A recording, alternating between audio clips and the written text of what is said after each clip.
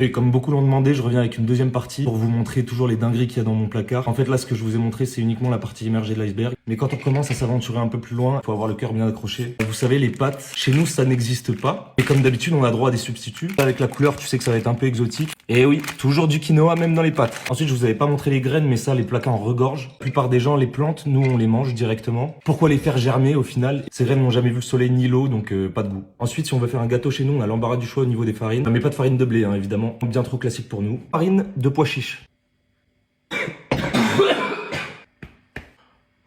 Mais également farine de petit épeau. Petit épeau. Me demandez pas ce que c'est. Mais c'est pas tout, farine de coco et farine de châtaigne. On aime la châtaigne chez nous. On s'aventure un peu plus loin. Là, on trouve vraiment des pépites. Noël en Laponie. Voilà, là on est servi au niveau de la verdure. Parce qu'avec toutes les graines et les céréales qu'on bouffe à longueur de journée, vous imaginez bien que c'est aussi douloureux quand ça rentre que quand ça sort. C'est là que cette merveille rentre en jeu, faut bien se purger à un moment. Ah oui, et Noël en Laponie, alors pourquoi je ne sais pas. En tout cas, ce qui est sûr, c'est qu'on voyage à travers l'essence, mais pas avec l'avion. Là, on va passer à la petite collation quand on a un peu envie de sucre. Découvrez cette invention du diable, le gingembre.